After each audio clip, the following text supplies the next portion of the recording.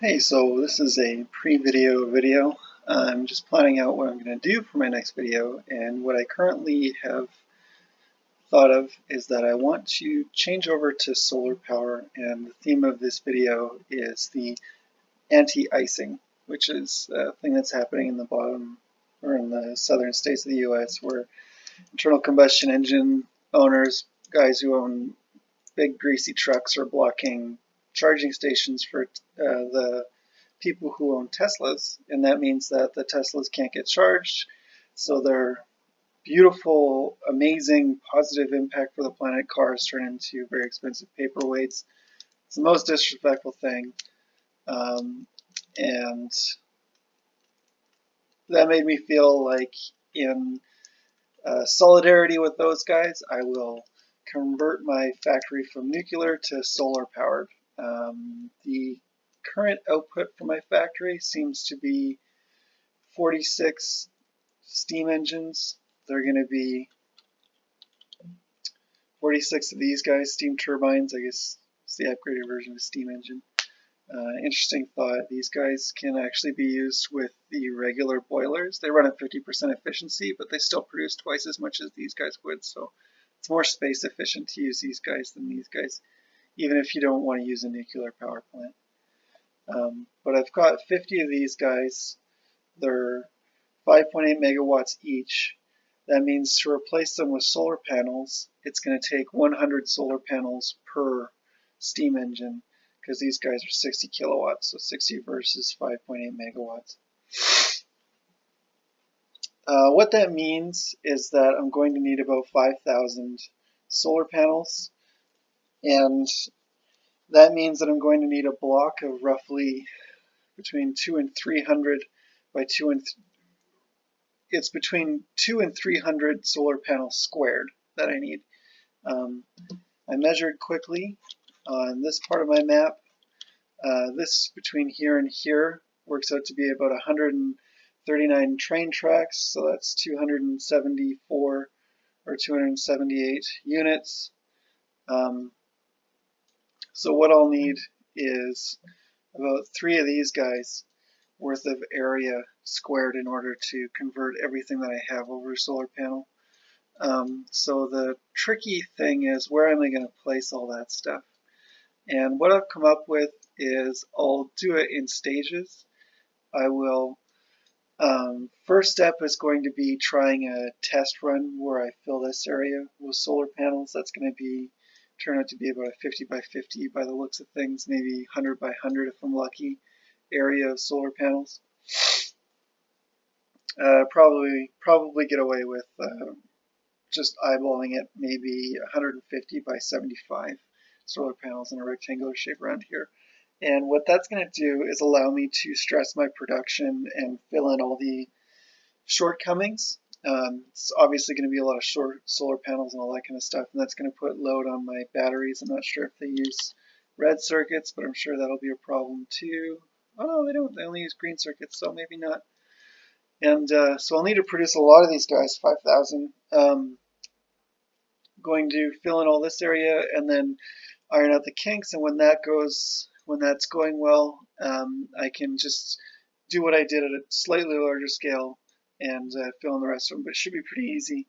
My plan for filling them is to run track away from my power, or away from my base.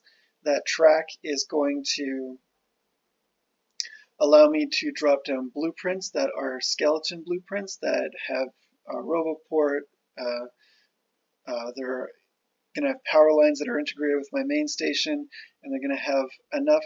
I'll have enough equipment on me that I can build things to unload or to drop a station, and also drop some inserters and some chests next to the track to unload trains that are pulling in. And those inserters will be hooked up to logic combinators, so that once the train comes in and is unloaded, that station is going to be automatically disabled. There's going to be some on-off switches. What are those guys called? Power switches that will allow me to drop solar panels and what are those? power lines, big electric poles, so it'll drop solar panels, big electric poles and substations along the track that I'm building out from here.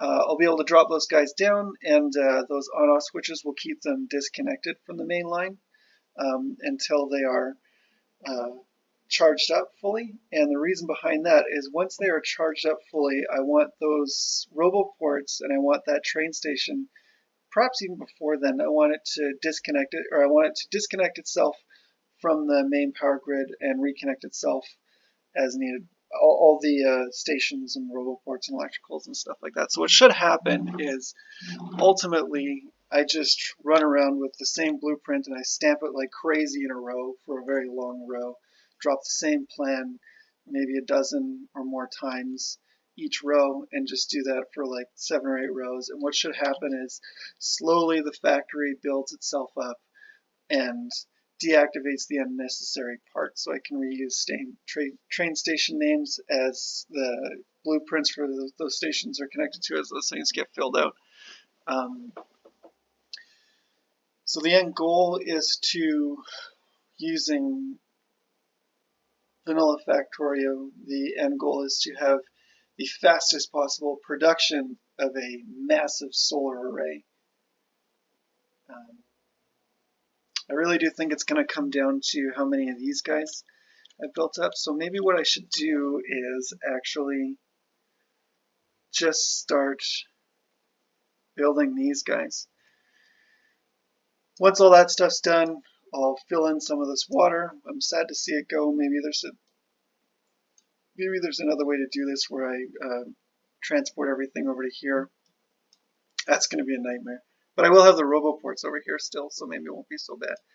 But I'll transport all the things over here and build the actual solar array. This looks like it might be a bit less obtrusive because I really like the fact that I've got this big lake. But mind you, actually, there's this thing where when I upgraded my map, there's an artifact that was generated because I guess they converted their procedural landscape generator over to do different stuff, and so there's this giant seam where the logic changed in an update, and when I visited that area it started generating totally new, off of a totally new seed and probably totally new logic. So that's the plan. Wish me luck.